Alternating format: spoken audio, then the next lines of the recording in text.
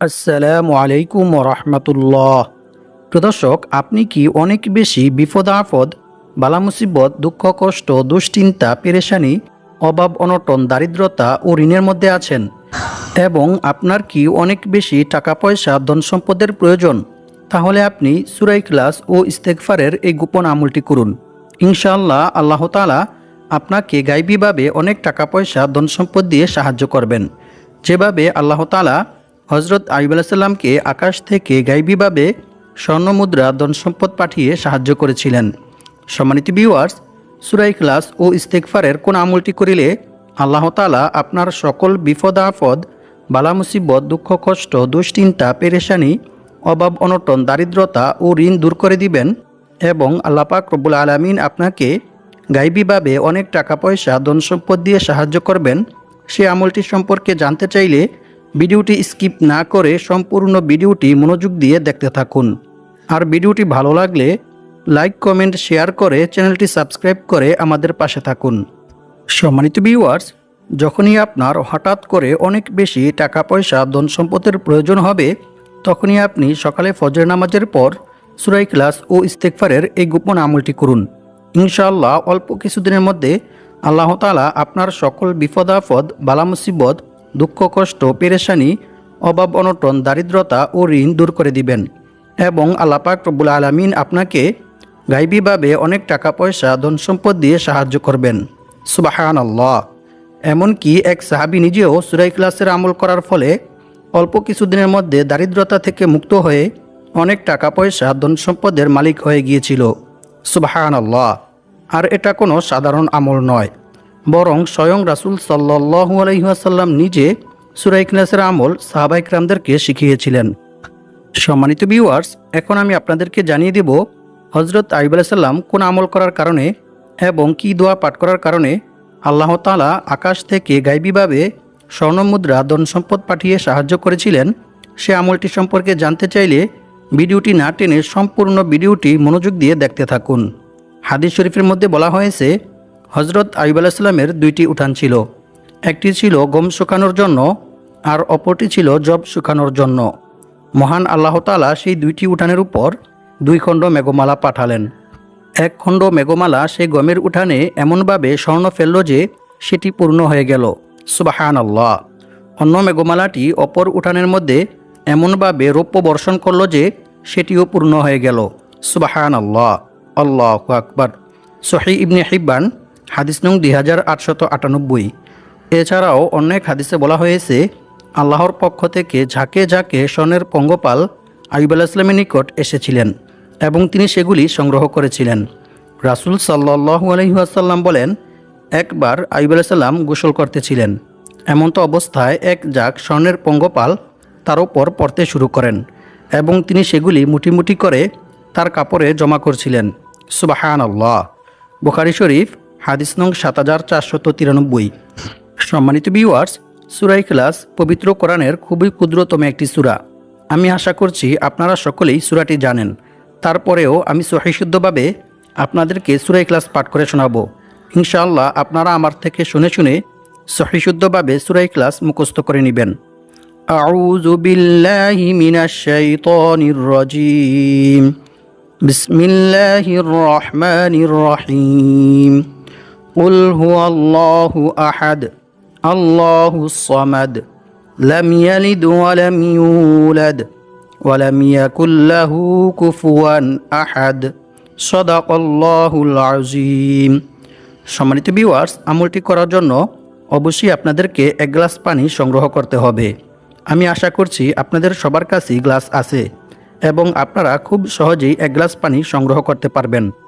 সম্মানিত ভিউয়ার্স, আপনাদেরকে বেশি কিছু করতে হবে না, শুধু আমি যে নিয়ম বলে দেব সেই নিয়মে আপনারা পবিত্র কোরআনের এই ছোট্ট সূরা অর্থাৎ সূরা ইখলাস ও ইস্তেগফার পাঠ করে আমল করবেন।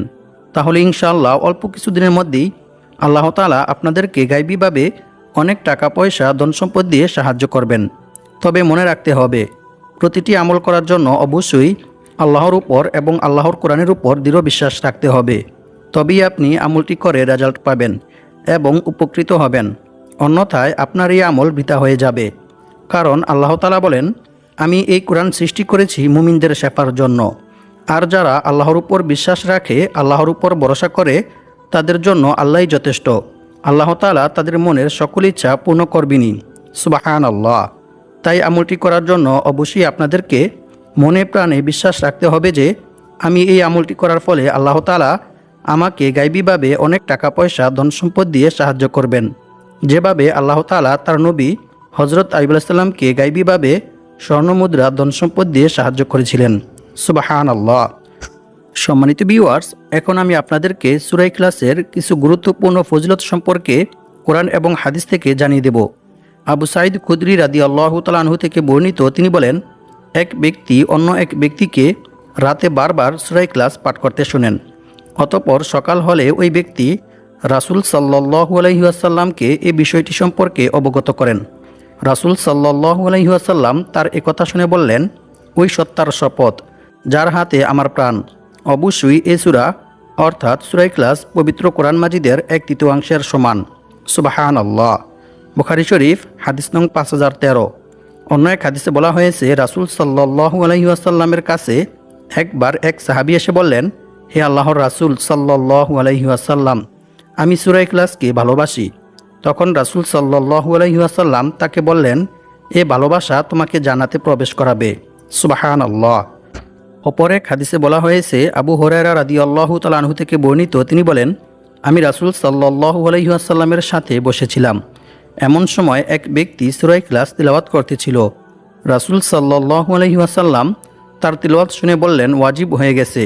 আমি জিজ্ঞেস করলাম, কি ওয়াজিব হয়ে গেছে হে আল্লাহর রাসূল সাল্লাল্লাহু আলাইহি ওয়াসাল্লাম? তিনি বললেন, জান্নাত। সুবহানাল্লাহ। মুয়াত্তা মালিক হাদিস নং 257। অন্য এক হাদিসে বলা হয়েছে, আনাস ইবনে মালিক রাদিয়াল্লাহু তাআলা আনহু থেকে বর্ণিত, তিনি বলেন, আমি রাসূল সাল্লাল্লাহু আলাইহি ওয়াসাল্লামের কাছে বসেছিলাম। এমন সময় এক লোক এসে বলল, হে আল্লাহর রাসূল সাল্লাল্লাহু আলাইহি ওয়াসাল্লাম, আমার এক ভাই এই সূরা অর্থাৎ সূরা ইখলাসকে পড়তে ভালোবাসেন। তখন রাসূল সাল্লাল্লাহু আলাইহি ওয়াসাল্লাম তাকে বললেন, তোমার ভাইকে গিয়ে তুমি জান্নাতের সুসংবাদ দাও। সুবহানাল্লাহ। মুসনাদে বাজ্জার হাদিস নং 6731। সম্মানিত ভিউয়ার্স, সূরা ইখলাসের এই সকল ফজিলত শুনে বুঝতেই পারতেছেন যে সূরা ইখলাস কতটা গুরুত্বপূর্ণ এবং মর্যাদাপূর্ণ একটি সূরা। এই সূরার আমল করিলে আল্লাহ তাআলা আপনাকে মৃত্যুর পর বিনা হিসেবে সরাসরি জান্নাতে প্রবেশ করাবেন। সুবহানাল্লাহ। সম্মানিত ভিউয়ার্স, এখন আমি আপনাদেরকে জানিয়ে দেব সূরা ইখলাস কী নিয়মে পাঠ করে আমল করিলে আল্লাহ তাআলা আপনার 50 বছরের গুনাহ ক্ষমা করে দিবেন। আল্লাহর রাসূল সাল্লাল্লাহু আলাইহি ওয়াসাল্লাম বলেন, যে ব্যক্তি প্রতিদিন 200 বার সূরা ইখলাস পাঠ করবে, আল্লাহ তাআলা তার 50 বছরের গুনাহ ক্ষমা করে দিবেন। সুবহানাল্লাহ। তবে ঋণ থাকলে তা মাফ হবে না। নাউযুবিল্লাহি মিন যালিক। সম্মানিত ভিউয়ার্স, ঋণ হচ্ছে এরকম মারাত্মক একটি জঘন্য কাজ যে মানুষ যখন ঋণগ্রস্ত হয়ে যায় তখন সে ঋণের চিন্তায়, ঋণের পেরেশানিতে অসুস্থ হয়ে পড়ে। এমনকি সে ঋণ থেকে মুক্ত হওয়ার জন্য অনেক অবৈধ পন্থায় টাকা পয়সা উপার্জন করতে চায়। চুরি ডাকাতি, মিথ্যা কথা সহ অসংখ্য অগণিত খারাপ কাজের মধ্যে লিপ্ত হয়ে যায়। কারণ মানুষের যখন ঋণ থাকে তখন তার আর কোনো কিছুই ভালো লাগে না, তখন সে দ্রুত ঋণ থেকে মুক্তি পেতে চায়। তাই আজকের ভিডিওতে আমি আপনাদেরকে সূরা ইখলাস ও ইস্তেগফারের এমন একটি আমল শিখিয়ে দেব, যে আমলটি করিলে আল্লাহ তাআলা আপনাকে পাহাড় পরিমাণ ঋণ পরিশোধ করার ব্যবস্থা করে দিবেন। সুবহানাল্লাহ। অন্য এক হাদিসে বলা হয়েছে, রাসূল সাল্লাল্লাহু আলাইহি ওয়াসাল্লাম বলেছেন, যে ব্যক্তি কুল হুয়াল্লাহু আহাদ সূরা ইখলাস শেষ পর্যন্ত 10 বার পাঠ করবে, আল্লাহ তাআলা সেই ব্যক্তির জন্য জান্নাতে একটি মহল অর্থাৎ একটি ঘর নির্মাণ করে দিবেন। সুবহানাল্লাহ। সম্মানিত ভিউয়ার্স, এক সাহাবী যুদ্ধের ময়দানে নামাজের ইমামতি করার সময় বারবার সূরা ইখলাস পাঠ করেন। সাহাবীরা যুদ্ধ থেকে ফিরে এসে রাসূল সাল্লাল্লাহু আলাইহি ওয়াসাল্লামকে এই বিষয়টি সম্পর্কে অবগত করেন। রাসূল সাল্লাল্লাহু আলাইহি ওয়াসাল্লাম তাদেরকে বললেন, তোমরা তাকে গিয়ে জিজ্ঞেস করো কেন সে এইরূপ করেছে। সাহাবীরা যখন তাকে জিজ্ঞেস করলেন তখন সেই সাহাবী জানালেন, এ সূরায় আল্লাহর গুণাবলী বর্ণিত হয়েছে, তাই আমি এই সূরাকে ভালোবাসি। অতঃপর সাহাবীরা যখন রাসূল সাল্লাল্লাহু আলাইহি ওয়াসাল্লামের কাছে গিয়ে এই কথা বললেন, তখন রাসূল সাল্লাল্লাহু আলাইহি ওয়াসাল্লাম তাদেরকে বললেন, তোমরাও তাকে গিয়ে বলো আল্লাহ তাআলাও তাকে ভালোবাসেন। সুবহানাল্লাহ। বুখারী শরীফ হাদিস নং 7375। সম্মানিত ভিউয়ার্স, একটু চিন্তা করে দেখুন, যে ব্যক্তিকে স্বয়ং আল্লাহ তাআলা নিজে ভালোবাসেন, নিজে পছন্দ করেন, সেই ব্যক্তির কি আর কোনো দুশ্চিন্তা, বিপদ আপদ, বালা মুসিবত, দুঃখ কষ্ট, পেরেশানি, অভাব অনটন, দারিদ্রতা ও ঋণ থাকতে পারে? কখনোই না। বরং আল্লাহ তাআলা নিজ অনুগ্রহে ওই ব্যক্তিকে সমস্ত রকমের বিপদ আপদ, বালা মুসিবত থেকে সুরক্ষিত রাখবেন। সম্মানিত ভিউয়ার্স, সূরা ইখলাসের এ সকল ফজিলত শুনে বুঝতেই পারতেছেন যে সূরা ইখলাস কতটা গুরুত্বপূর্ণ এবং ফজিলতপূর্ণ একটি সূরা। তাই আপনারা যদি আমার বলা নিয়ম মেনে সঠিকভাবে সূরা ইখলাস ও ইস্তেগফারের এই আমলটি করতে পারেন, তাহলে ইনশাআল্লাহ আল্লাহ তাআলা আপনাদেরকে গায়বীভাবে অনেক টাকা পয়সা, ধন সম্পদ দিয়ে সাহায্য করবেন। এমনকি এক সাহাবী নিজেও সূরা ইখলাসের আমল করার ফলে অল্প কিছুদিনের মধ্যে দারিদ্রতা, অভাব অনটন থেকে মুক্ত হয়ে অনেক টাকা পয়সা, ধন সম্পদের মালিক হয়ে গিয়েছিল। সুবহানাল্লাহ। প্রিয় দর্শক, আমলটি করার জন্য অবশ্যই আপনাদেরকে সকালে ফজরের নামাজ জামাতের সহিত আদায় করতে হবে, আর মেয়েরা ঘরেই আদায় করবেন। সম্মানিত ভিউয়ার্স, এখন আমি আপনাদেরকে জানিয়ে দেব সকালে ফজর নামাজের পর সূরা ইখলাস ও ইস্তেগফারের এই আমলটি কীভাবে, কী নিয়মে করবেন। আমলটি করার জন্য অবশ্যই আপনাদেরকে প্রথমে একটি বিশেষ ইস্তেগফার পাঠ করতে হবে। তাই আমি এখন আপনাদেরকে ইস্তেগফার পাঠ করার কিছু গুরুত্বপূর্ণ উপকার ও পুরস্কার সম্পর্কে কোরআন এবং হাদিস থেকে জানিয়ে দেব। সম্মানিত ভিউয়ার্স, ইস্তেগফার পাঠ করার প্রতি গুরুত্ব দিয়ে মহান আল্লাহ তাআলা পবিত্র কোরআনের মধ্যে বলেন, ইল্লা মান তাবা ওয়া আমানা ওয়া আমিলা আমালান সালিহা ফাউলাইকা ইউবাদদিলুল্লাহু সাইয়্যাতিহিম হাসানাত ওয়া কানাল্লাহু গফুরুর রহিমা। অর্থ, তবে যে ব্যক্তি তাওবা করে, ঈমান আনে এবং সৎকর্ম করে, পরিণামে আল্লাহ তাআলা তার পাপগুলোকে নেকি দ্বারা পরিবর্তন করে দেন। সুবহানাল্লাহ। আল্লাহ তাআলা অতি ক্ষমাশীল ও পরম দয়ালু। সূরা ফুরকান আয়াত নং ৭০। অন্য এক আয়াতে আল্লাহ তাআলা আরও বলেন, আর যে ব্যক্তি আল্লাহকে ভয় করবে, আল্লাহ তাআলা তার সমস্ত সমস্যা থেকে উত্তরণের পথ বের করে দিবেন। আর আল্লাহ তাআলা তাকে এমন জায়গা থেকে রিজিক দান করবেন যা সে কল্পনাও করতে পারবে না। অর্থাৎ তার ধারণার বাইরে থেকে গায়বীভাবে আল্লাহ তাআলা তার রিজিকের ব্যবস্থা করে দিবেন। সুবহানাল্লাহ। আর যে ব্যক্তি আল্লাহর উপর ভরসা করবে, তার জন্য তিনিই যথেষ্ট হবেন। নিশ্চয়ই আল্লাহ তাআলা তার সমস্ত ইচ্ছা পূর্ণ করবেনই। সুবহানাল্লাহ। সম্মানিত ভিউয়ার্স, আল্লাহ তাআলাকে ভয় করার সর্বোত্তম মাধ্যম হচ্ছে তাওবা ইস্তেগফার করা, ক্ষমা প্রার্থনা করা। বান্দার দ্বারা ইচ্ছায় কিংবা অনিচ্ছায় কোনো গুনাহ সংঘটিত হয়ে গেলে বান্দা যদি আল্লাহর ভয়ে, আল্লাহর আযাবের ভয়ে আল্লাহ তাআলার নিকট তাওবা ইস্তেগফার করে, ক্ষমা প্রার্থনা করে, তাহলে আল্লাহ তাআলা অনেক খুশি হন এবং আল্লাহ তাআলা বান্দার প্রতি খুশি হয়ে বান্দাকে অসংখ্য অগণিত পুরস্কার দান করেন। সুবহানাল্লাহ।